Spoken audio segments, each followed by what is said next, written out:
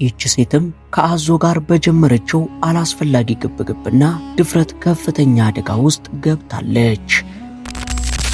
ሰላም ውድ የሉሲ ቲፕስ ቤተሰቦች፣ የዱር እንስሳትን በቅርበት ሆኖ መመልከት፣ ግርማ ሞገሳቸውን ማድነቅና አኗኗራቸውን መረዳት ለብዙዎቻችን አስደሳች ተሞክሮ ሲሆን በዓለም ዙሪያ የሚገኙ የእንስሳት ማቆያዎች ወይንም ዙ በመባል የሚታወቁ ስፍራዎችም ይህንን ፍላጎታችንን ለማርካት የተፈጠሩ ሲሆን ሆኖም አልፎ አልፎ ይህ የመዝናኛ ስፍራ በድንገት ወደ አስፈሪ የትራጄዲ መድረክነት ሲቀየር ይስተዋላል።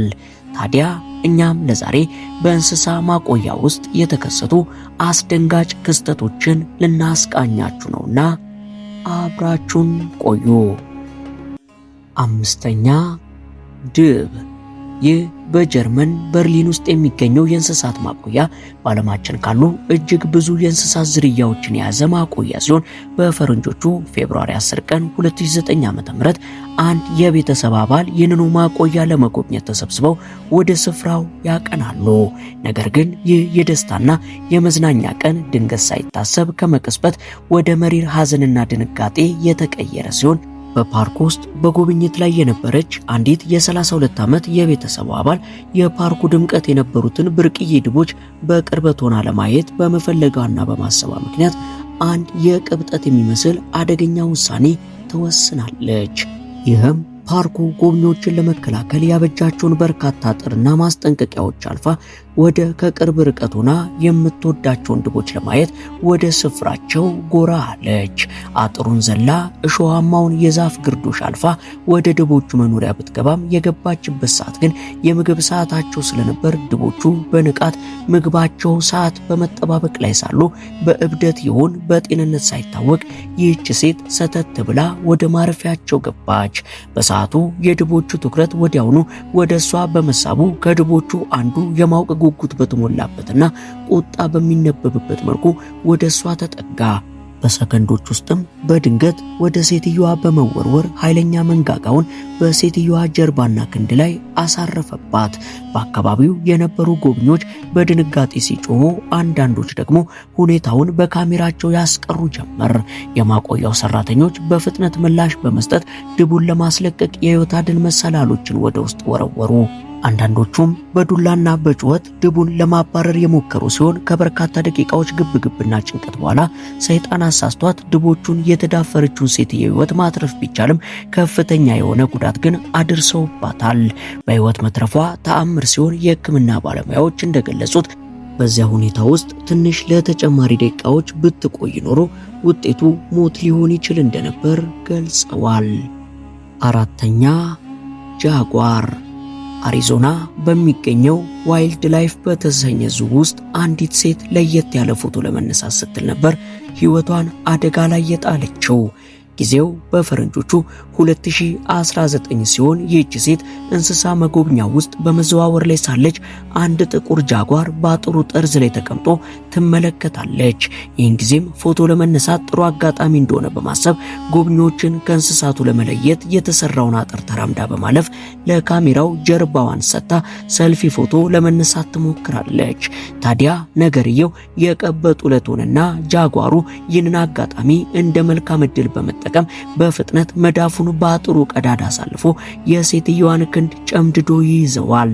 ይህን ጊዜ ጩኸቷን ያንባረቀችው ይቺ ሴት የሴትዮዋን ጩኸት በቦታው የሰሙ ሌሎች ጎብኚዎች ለእርዳታ በመምጣት ከመካከላቸው አንድ ሰው የውሃ ጠርሙስ ወርውሮ ጃጓሩን በማደናገር እንዲለቃት ማድረግ የቻሉ ሲሆን ሴትዮዋ ክንዷ ላይ ከፍተኛ ጉዳት ቢደርስባትም ጥፋቱ የራሷ መሆኑን በመቀበል ፓርኩን ይቅርታ ጠይቃለች። ማቆያውም እንስሳው በተፈጥሮ ስለተመራ እንደማይገደል ያረጋገጠ ሲሆን ጃጓሮች በጣም ጠንካራ ከመሆናቸው የተነሳ የኤሊን ድንጋይ ሳይቀር የመሰባበር አቅም እንዳላቸው የሚነገር ሲሆን አደገኛና ከባድ አዳኞች ናቸው። ይህ ታሪክ የሚያሳየን ለአንድ ፎቶ ብለን የምንወስደው አላስፈላጊ እርምጃ ምን ያህል ዋጋ ሊያስከፍለን እንደሚችል ነው። ሶስተኛ ነብር። የሚቀጥለው ታሪካችን ደግሞ ወደ ሩሲያ የሚወስደን ሲሆን በ2017 ዓ.ም በካሊንግራንድ የእንስሳት ማቆያ ውስጥ ትሰራ የነበረችው ይህች ሴት ሰራተኛ ሰላማዊ የነበረውን የሥራ ቀኗን በድንገት ወደ ሕይወትና ሞት ትግል ውስጥ የቀየረው ክስተት የተፈጠረ ሲሆን ይህች ልምድ ያላት ሰራተኛ ታይፎን ለተባለው የሳይቤሪያ ነብር ምግብ ለመስጠት ወደ ግቢው በገባችበት ወቅት ነበር አስደንጋጩ ክስተት የተፈጠረው። በሰዓቱ ነብሩ በሌላ ክፍል ተዘግቶበት እንዳለ አስባ የነበረችው ይህች ሴት ከሌሎች ጠባቂዎች ጋር ባለመግባባት ወይንም በቸልተኝነት ምክንያት ነብሩ በሩ ሳይዘጋበት ቀርቶ ነበርና ወደ ግቢው እንደገባች 200 ኪሎ ግራም የሚመዝነው ግዙፍ ነብር ወዲያውም ጊዜ ሳያባክን ዘሎ የወጣባት ሲሆን የነብሩ ጉልበት አጥንትን የመሰባበር አቅም ያለው በመሆኑ በምንም አይነት ሁኔታ ሴትየዋ ነብሩን መከላከል ስላልቻለች የነብሩ ብርቱ ክንድ ውስጥ ወደቀች። ይሁን እንጂ ድንቅ በሚል መልኩ በአካባቢው የነበሩ ጎብኚዎች በወሰዱት የጀግንነት እርምጃ ምክንያት ይህች ትረፍ የተባለች ነፍስ ከነብሩ መንጋጋ ማስለቀቅ የቻሉ ሲሆን ጎብኚዎቹ ዝም ብለው ከመመልከት ይልቅ ድንጋይ፣ ጠረጴዛ፣ ወንበርና ያገኙትን ነገር ሁሉ ወደ ግቢው በመወርወር ነብሩን መረበሽ የጀመሩ ሲሆን ጩኸታቸውና የሚወረውሩት ነገሮች የነብሩን ትኩረት በትነውት ሰራተኛዋ እንድታመልጥ እድል ፈጥረውላታል። ሴትየዋ በጽኑ ብትጎዳም በጎብኚዎቹ እርዳታ ሕይወቷ ሊተርፍ በመቻሉ ፈጣሪዋን እያመሰገነች ዳግም ወደዚህ ነብር ላለመጠጋት ወስናለች። በሰዓቱ ምርመራ ሲደረግ የተገኘው ውጤት ሰራተኛዋ በሩን በደንብ አለመቆለፏን ያሳየ ሲሆን ይህ ቀላል የሚመስል ስህተት ለሕይወቷ ማለፍ ምክንያት ሊሆን ተቃርቦ የነበረ ሲሆን የሳይቤሪያ ነብሮች በዓለም ላይ ካሉ የድመት ዝርያዎች ሁሉ ግዙፎቹ ቢሆኑም ቁጥራቸውም እጅግ እየተመናመነ የመጣ ነው። ሁለተኛ አንበሳ። ይህ ማይክ ሆጅ የተባለ እንግሊዛዊ የዱር እንስሳት ፓርክ ባለቤት ከአንበሶቹ ጋር ለዓመታት የቆየና ከነሱ ጋር ጥብቅ ወዳጅነት የነበረው ሰው ሲሆን በ2018 ዓ.ም አንዲት ቀን ላይ ግን ይህ እምነቱ ፈተና የገጠመው ሲሆን አንድ ቀን ጠዋት በአንበሳው ግቢ ውስጥ እንስሳቱን ሊረብሽ የሚችል እንግዳ ሽታ ስለሸተተው ማይክ ይህንን ችግር ለመፍታት ብቻውን ወደ አንበሳው ግቢ ይገባል። ሻምባ የተባለው የ10 ዓመት ወንድ አንበሳም ነገሮች እንደተለመደው እንዳልሆኑ ተረድቶ ስለነበር የማይክ ወደ ውስጥ መግባትና ትኩረቱ ሽታው ላይ ብቻ መሆኑን ስላስተዋለ ወዲያውኑ ወደ ማይክ በመሮጥ አንገቱን በኃይለኛ መንጋጋው ጨምድዶ ወደ ጫካው ይጎትተው ጀመር። ታዲያ የሁሉ ክስተት ሲሆን ተመልካቾች በድንጋጤ ጮሁ የነበረ ሲሆን ሁኔታው በጣም አስፈሪ ስለነበር ፓርኩ ውስጥ የነበሩ ሰራተኞች ወደ አየር በመተኮስ አንበሳውን ለማስደንገጥ ተገደዱ። ጥይቱ ሲተኮስ ሻምባ ደንግጦ ማይክን ሲለቀው ሕይወቱ መትረፍ የቻለች ሲሆን በፍጥነት ወደ ሆስፒታል ተወስዶ ከበርካታ ቀዶ ጥገኖች በኋላ ሕይወቱ ሊተርፍ ችሏል። የሚያሳዝነው ግን በዚህ ክስተት ምክንያት አንበሳው ሻምባ እንዲገደል መደረጉ ሲሆን ይህ ክስተት በሰዎችና በእንስሳት መካከል ስላለው ግንኙነትና ስለ እንስሳዊ ተፈጥሯዊ ባህሪያቸው በግልጽ ያሳየ አጋጣሚ ሆኖ አልፏል።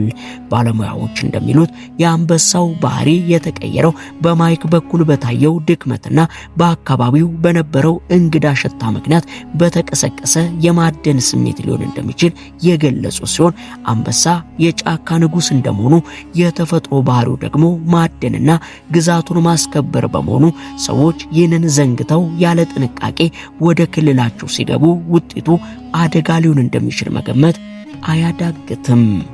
አንደኛ አዞ።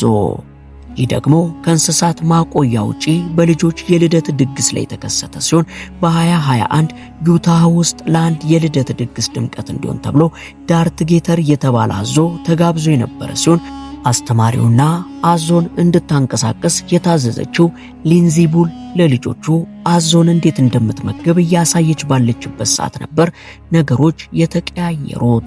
በሰዓቱ ነገሮች ሁሉ ሰላማዊ ይመስሉ የነበረ ቢሆንም ነገር ግን ድንገት አዞ የሊንዝን እጅ ነከሰና ወደ ውሃው ሊጎትታት መሞከር ጀመረ። አዞች በተለምዶ ሲያድኑ ሁልጊዜ የሚያደርጉት የያዙትን ነገር ይዞ መሽከርከር ሲሆን ሊንዚን እጇን ይዞ ይሽከረከር ጀመር።